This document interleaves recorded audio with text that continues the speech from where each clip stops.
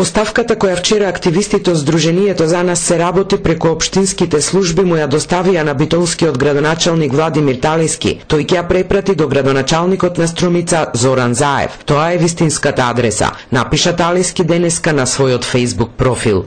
Оставка од градоначалник се бара ако тој е прекардашол работата, земал мито, правел криминал, бил корумпиран, делал тендери на своји блиски, имал покрупни сомнителни сделки, за кој бил дури аболициран. Адресата е општина Струмица, а името на градоначалникот е Зоран Заев. Ке се сетите, тој е оној кој во последно време се занимава со прислушкување, снимки, монтажи, сечење, лепење, имитување, бомбардирање.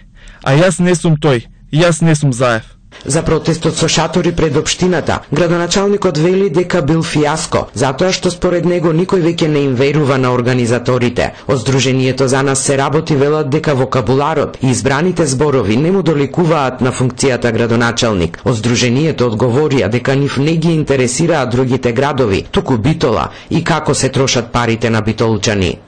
Не насочува кон Струмица и писмото ќе го адресирал дотаму, но ние друг резервен град за живење немаме. Родени сме тука и сакаме да останеме овде. Колку честно и транспарентно работел во интерес на граѓаните, а не на своите банковни сметки, ќе покаже времето.